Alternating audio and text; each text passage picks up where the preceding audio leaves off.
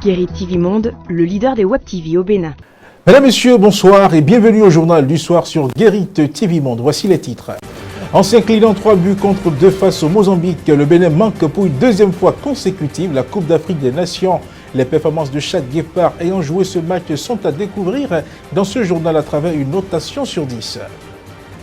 Le deuxième congrès extraordinaire du Parti Bloc républicain s'est tenu ce samedi 9 septembre à Cotonou. Au terme de cette réunion politique, nous avons recueilli les réactions de quelques acteurs admis au bureau politique national du parti. Et puis en Libye, le bilan des victimes de la tempête Daniel s'alourdit. Le pays ne fait que compter des morts depuis quelques jours. Précision à suivre dans un instant. C'était là les titres, le développement, le voici. On démarre ce journal avec cette brève. Après un mois de vacances gouvernementales, le rendez-vous du Conseil des ministres a été honoré ce mercredi 13 septembre 2023. Une réunion présidée par le chef de l'État Patrice Talon et sanctionnée par la nomination d'une centaine de cadres à différents postes dans les ministères. Parlons maintenant d'actualité politique. Le congrès extraordinaire du Parti Bloc républicain s'est tenu ce samedi 9 septembre 2023 à Cotonou, organisé sous le sceau de la remobilisation. Ce congrès a consacré la restructuration des instances dirigeantes du parti qui a désormais une présidence, un secrétariat exécutif de 9 membres et un bureau politique de 301 membres. Au thème du congrès, notre équipe de reportage a recueilli les réactions de quelques membres du nouveau bureau politique. Suivez-les.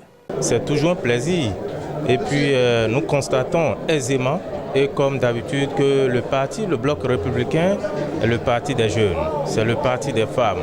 Parce que assez de jeunes, plusieurs jeunes et de femmes ont eu cette chance de faire partie désormais du bureau politique national du parti, le Bloc républicain. Pour ma part, je suis très content et heureux que cette confiance me soit accordée. À l'issue de ce congrès, j'exprime un sentiment de joie parce que je vois renaître mon parti, le parti que j'ai vu naître à Parakou, et avec une organisation plus rigoureuse et plus participative. Je pense que c'est un bon départ et que cette fois-ci sera la bonne. Moi, je pense que c'est un franc succès pour le Bloc républicain. La réussite de l'installation du bureau politique aujourd'hui et celui du bureau exécutif. Il y a la nouveauté qui est le secrétariat exécutif qui désormais va conduire au plus haut niveau les organes du parti. Et ce qui m'a le plus fait plaisir au niveau du secrétariat exécutif, c'est la présence féminine. Il y a une femme parmi les 8 vice-présidents qui vont conduire le bureau. Donc c'est un pari réussi pour nous les femmes. Et au niveau du bureau politique également, il y a plusieurs femmes et plusieurs jeunes qui ont intégré le bureau politique. Et ça, c'est une très très bonne chose. Membre du bureau politique que je suis désormais, et l'honneur me choisit, il me revient de faire en sorte de travailler inlassablement à la base pour que le parti soit davantage plus fort. Concernant le congrès de ce jour, c'est vraiment une organisation magnifique que le comité a pu réaliser. Et ça permet de donner de sang neuf à l'équipe en place afin donc de booster réellement les objectifs politiques donc, de ce parti Bloc républicain. Ce congrès extraordinaire vient à propos. Il vient à propos parce que au sortir de ce congrès, les attentes légitimes et pressantes de nos militantes et de nos militants à la base ont été, à mon humble avis, plus ou moins assouvies. Sinon, plus assouvies que je m'y attendais. D'autant plus que le congrès a vu un véritable rajeunissement et un agrandissement des bases du parti au niveau de ses instances. Je voudrais d'ores et déjà prendre l'engagement, ensemble avec mes autres camarades du bureau politique, que nous travaillerons davantage à faire enraciner ce parti au sein de nos masses populaires. Après que le Bénin ait manqué son ticket de participation à la CAN Côte d'Ivoire 2023, des réactions fusent de partout. Le public sportif exprime sa déception. Le match Bénin-Mozambique pouvait-il tourner en faveur des Guépards? La question est posée à Crévis Soto, journaliste sportif. Et voici ses explications. On avait toutes nos chances à assurer notre qualification si on battait le Mozambique à domicile. Mais si le Mozambique est venu nous battre à domicile, le Rwanda aussi, ce n'est pas quand même en terre mozambicaine que vous allez assurer votre qualification, surtout qu'il y a le 12e homme qui était là. Regardez comment le stade était plein. Donc, alors, autre chose, ce que vous devez savoir, c'est que jusque-là, je le dis, je continue de le dire, nous n'avons pas encore une équipe. Vous ne pouvez pas avoir des gens qui difficilement arrivent à courir sur 2, 3, 4 km, prétendre à avoir une équipe digne du nom. Non. On a l'impression que les gens viennent juste parce que, en équipe nationale, parce qu'ils veulent vraiment appartenir à une équipe nationale. Des joueurs qui se retrouvent même dans des clubs de division de quartier, dans des pays difficiles à prononcer le nom. Comment vous voulez vraiment avoir une équipe compétitive? Non. Tout ça là, je crois que c'est une mauvaise politique de la part de ceux qui dirigent le football béninois. Moi, je ne veux pas tout de suite juger Gerard Rohr, même si je ne suis pas d'accord le fait qu'il sélectionne ces seniors sur la liste et le mettre sur le terrain. Non, ces seniors aujourd'hui est fatigué, il faut l'amener, oui, comme ça se passe dans les autres pays. La Côte d'Ivoire, par exemple, où on fait toujours appel à Didier Drogba, mais on ne le met pas sur le terrain. Il est là dans le staff technique en tant que préparateur psychologique. Il doit parler, il doit avoir un discours digne du nom pour parler, motiver les jeunes. C'est ça. On reconnaît beaucoup plus les Américains à travers le basket. Donc pourquoi ne pas faire de même? On vient de réussir l'organisation du mondial de pétanque. Pourquoi ne pas continuer à investir dans ces sports, par exemple? Nous restons toujours collés à cette actualité. Le match Mozambique-Bénin, comptant pour la dernière journée des qualifications pour la CAN Côte d'Ivoire 2023, s'est soldé par le score de 3-2 en défaveur des Guépards. Le but de la défaite a été marqué à la dernière minute du temps additionnel. Alors, que peut-on dire des performances des joueurs sélectionnés pour ce match? Ont-ils comblé les attentes? Epiphane Axel Boyanho, journaliste et consultant sportif, a attribué à chacun des joueurs une note commentée. Suivez. On a beau changer de surnom, à la sélection nationale, aucun résultat n'a été enregistré depuis 4 ans.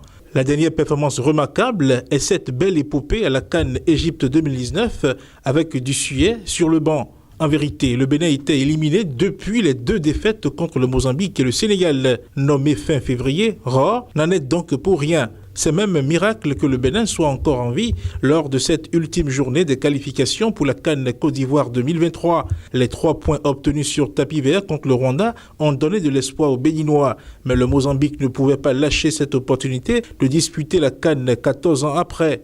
Maintenant, il faut tirer les enseignements de cette élimination et faire le ménage. Après, ce n'est que mon opinion. On peut toujours continuer à trimballer les mêmes joueurs. En attendant, j'ai attribué une note sur 10 commentée à chaque joueur. Après avoir relu les images sous tous les angles et décortiqué le rapport du match, compilation des statistiques des équipes et des joueurs, réalisé en 32 pages, produit par Wiscout. Saturné Alagbé, 7 sur 10, c'est le premier, il est en tête. C'est l'homme du match côté béninois, il a été impérial. Il a sorti quelques parades pour maintenir le Bénin en vie dans ce match. Sans lui, les Guépards auraient pris une valise. Rachidi Moumini, 4 sur 10. Il est volontaire et accrocheur, mais il a des lacunes sur le plan défensif. Les 3 buts encaissés par le Bénin sont venus de son côté. En réalité, il ne peut pas performer dans une défense à 4 au haut niveau. Il a tout de même un profil intéressant de contre-attaquant qui peut lui être reconnu s'il joue piston. Il a été d'ailleurs décisif sur le 2e but du Bénin. Encourageant. Donc, Cédric Rontondi, 3 sur 10. Il était à la rue sur ce match. Nonchalant et emprunté, il était tout le temps pris dans son dos. Il a été fautif sur 2 des 3 buts mozambicains. Une relance manquée et une sortie à contre-temps. Ce n'est pas normal pour un joueur de son niveau. Olivier Verdon, 3,5 sur 10. Il a à peine mieux fait que son compère de l'axe central. Il n'a pas bien serré son vis-à-vis sur le 2e but et est sorti à contre-temps sur le 3e but mozambicain. David Kiki, 3 sur 10. Il donne l'impression de n'avoir jamais progressé depuis qu'il joue en sélection nationale. Il est incapable de réussir un bon centre. Il réussit difficilement à faire des dédoublements pour se projeter vers l'avant afin d'apporter le surnombre en attaque. Il a aussi du mal sur le plan défensif. Cécile Almeida, 6 points sur 10. Son abattage a permis à l'équipe de souffler un tout petit peu. Aligné devant la défense dans un milieu à 2, il ne s'est pas caché. Il était présent dans les duels. Un véritable guerrier. Dans un milieu à 2, il lui fallait un joueur plus fin pour assurer les sorties de balles. Dodo Doku, 3 sur 10. Il a trop de déchets et est brouillon. Ses relances sont mauvaises. Ses limites sautent à l'œil dans un match de haut niveau. Décevant. Junior Olaïtan, 3 sur 10. Il est tout aussi brouillon. Il se disperse inutilement et a trop de déchets. Il veut assurer les rentrées de touche, les coups francs. Et finalement, il ne réussit rien. Des défauts rédhibitoires pour son émergence, surtout pour un milieu offensif appelé à faire marquer et à marquer. Décevant. Jodel Dossou, 4 sur 10. On ne retient que son but. Après, rien. Il ne fait plus aucune différence sur son côté. Depuis 4 ans, il est prévisible et lisible. Il est clairement sur le déclin. Mais son but le sauve sur ce match. Andrea Rontondi, 5 sur 10. Il a été très intéressant sur son côté. Pour sa deuxième sélection, il a été décisif sur le penalty obtenu par le Bénin. Il a un gros potentiel, très encourageant. C'est un joueur à revoir absolument. Steve Mounier, 6 sur 10. C'est un capitaine exemplaire, buteur. Il a pesé sur la défense mozambicaine. Il était présent dans les duels. Il a juste manqué de chance sur sa frappe sur le poteau à l'entame du match. L'avenir lui appartient, un véritable leader. Les joueurs entrants n'ont pas été notés, mais tout le monde a constaté que Stéphane Sessegnon est fini. À 39 ans et sans préparation estivale, il ne pouvait pas jouer un match de haut niveau. Étant donné qu'il manquait de rythme, il n'a rien réussi en 25 minutes. Affligeant, je ne sais même pas ce qu'il attend pour annoncer sa retraite internationale. Il mérite une sortie plus honorable que celle-là. C'est quand même le meilleur footballeur de l'histoire du Bénin. Marcelin Koupo, lui aussi, n'a rien apporté. D'ailleurs, il n'est jamais décisif. Il a été convoqué alors qu'il venait de signer en 3e division saoudienne, un championnat amateur où les clubs recrutent sur Internet. Pour postuler, il faut avoir un profil actif sur la plateforme Transfer Mec et envoyer une vidéo dans laquelle on montre ses capacités. Une véritable imposture. Une opinion d'Épiphane Axel Bouyanho. Nous sautons pieds joints dans l'interactualité qui continue d'être nourrie par les dégâts occasionnés par la tempête Daniel en Libye. Et dans ce condensé de l'actualité internationale, Latifat Kawenou nous amène également des nouvelles venant du Niger et du Zimbabwe. 48 heures après le drame, les secours arrivent au compte-gouttes à Derna, ville qui comptait quelques 100 000 habitants avant la catastrophe. La ville sinistrée n'est plus totalement isolée comme dans les premières heures du drame.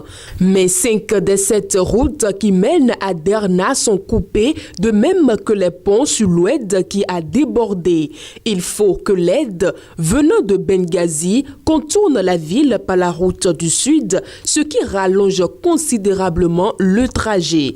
Des routes coupées, des éboulements de terrain et des inondations ont empêché les secours d'atteindre la population qui a dû se débrouiller par des moyens rudimentaires pour récupérer des corps enterrés par dizaines dans des fosses communes, selon des images diffusées sur les réseaux sociaux. Sur place, les secouristes demandent des sacs mortuaires et des équipes spécialisées dans la recherche de victimes ensevelies.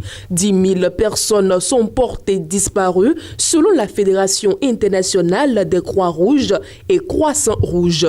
Un employé du gouvernement de l'Est arrivé ce mardi à Derna affirme qu'au moins un quart de la ville est détruit. Des quartiers entiers ont disparu, laissant place à une boue collante. La mer qui a viré couleur de boue rejette des corps par dizaines. Sur des images publiées mardi par des médias libyens, on peut voir un hélicoptère militaire en train de récupérer des cadavres sur la plage jonchés de débris et de morceaux de fer. Dans un contexte encore compliqué par la division du pays entre deux gouvernements, Tripoli à l'ouest et Benghazi à l'est, l'aide internationale se renforce. Après la mobilisation de l'Algérie, de la Turquie, de l'Égypte, des Émirats arabes unis et de la France qui a annoncé hier l'envoi d'un hôpital de campagne, la Jordanie expédie un avion rempli d'aide humanitaire et l'Italie annonce le départ d'un navire et 2 avions militaires avec à leur bord des experts des risques aquatiques et du matériel de première nécessité. Les États-Unis privilégient pour l'instant l'envoi de fonds pour soutenir les organisations de secours sur place et prévoient une coordination ultérieure avec les autorités libyennes et l'ONU. Au Niger, à présent, l'ancien premier ministre Hama Amadou, farouche opposant au président renversé Mohamed Bazoum, est rentré à Niamey après plus de 2 ans passés en France, a appris l'agence France Presse ce mardi 12 septembre 2023 auprès de son entourage. Je cite, Hama Amadou est bien là. Il est arrivé à Niamey vers 1h30 en provenance de Paris où il était parti se soigner depuis plus de 2 ans. Fin de citation, a confirmé à l'AFP Abdou Rafa, un de ses proches. D'autres membres de l'entourage de Amadou avaient annoncé son retour sur les réseaux sociaux. Avant son départ pour la France en avril 2021, Amadou était en détention préventive depuis 1 mois dans une prison à Filengue, une ville située à 200 km à l'ouest de Niamey.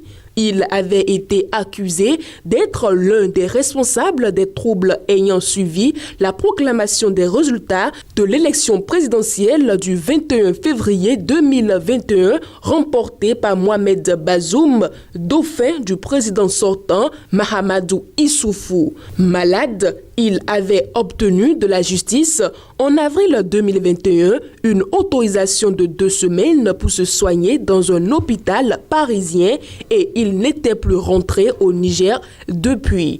Après le coup d'État du 26 juillet, Hama Amadou, également ancien président de l'Assemblée nationale, avait annoncé vouloir faire son retour au Niger, dirigé désormais par un régime militaire avec à sa tête le général Abdourahmane Tiani. Pour rappel, Hama Amadou a été à 2 reprises Premier ministre du Niger de 1995 à 1996. C'était sous la présidence de Mahaman Ousmane et puis de 2000 à 2007 sous Mamadou Tandja. Considéré comme un sérieux challenger lors de la présidentielle de 2021, Amadou n'avait pu se présenter en raison d'une condamnation à 1 an de prison dans une affaire de trafic de bébés qu'il avait qualifié de complot pour l'écarter du scrutin.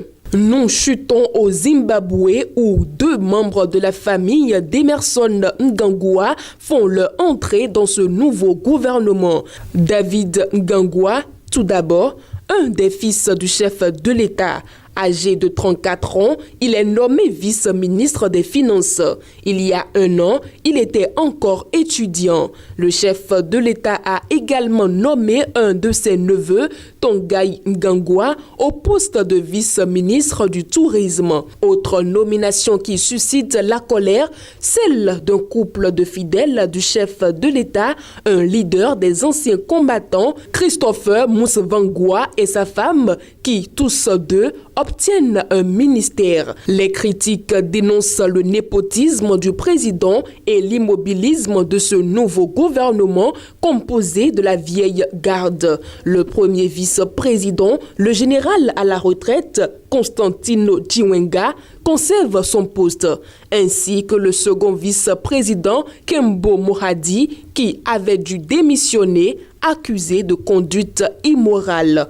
Un gouvernement qualifié d'illégitime, de dynastie, par le principal parti d'opposition qui demande la tenue d'un nouveau scrutin.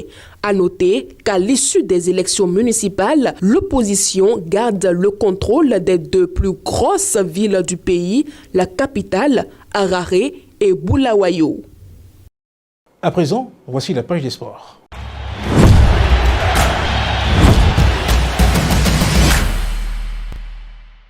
Au lendemain de la dernière journée des qualifications de la CAN Côte d'Ivoire 2023, la liste des 24 nations ayant arraché leur ticket de qualification pour cette compétition est déjà connue. Faouzia Sefou dévoile l'identité de ces pays dans la page sport de ce journal. Suivez.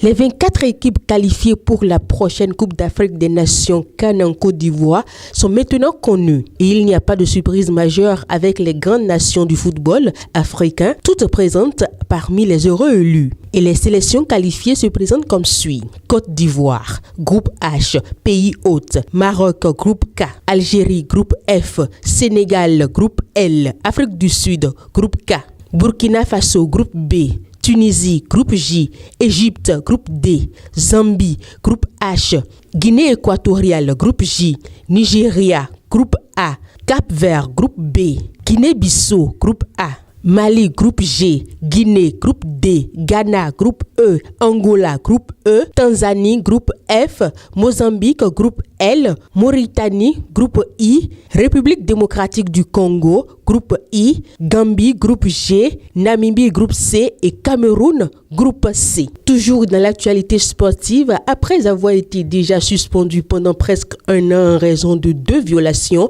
des règles antidopage, Simona Halep, la joueuse roumaine, vient d'apprendre que sa suspension sera prolongée de 4 années supplémentaires. Cette décision a été annoncée par l'Agence internationale pour l'intégrité du tennis, ITA, ce mardi. L'Agence internationale pour l'intégrité du tennis peut confirmer qu'un tribunal indépendant a suspendu la joueuse de tennis roumaine Simona Halep pour une période de 4 ans suite à des violations du programme antidopage du tennis, a expliqué l'instance dans un communiqué sur son site. Simona Halep, âgée de 31 ans, a fait l'objet de 2 allégations distinctes en vertu du programme antidopage dans le tennis professionnel. La première allégation concerne un résultat d'analyse inhabituel détectant la présence de la substance interdite lors de l'US Open en 2022. Ce résultat a été obtenu grâce à des tests d'urine irréguliers effectués pendant le tournoi. La deuxième allégation concerne des anomalies dans le passeport biologique de l'athlète de Halep.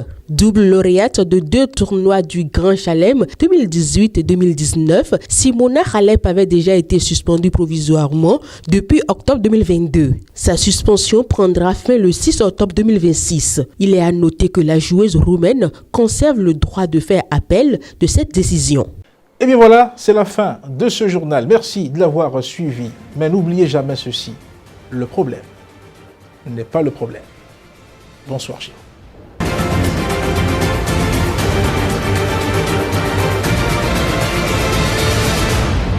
Guéry TV Monde, le leader des Web TV au Bénin.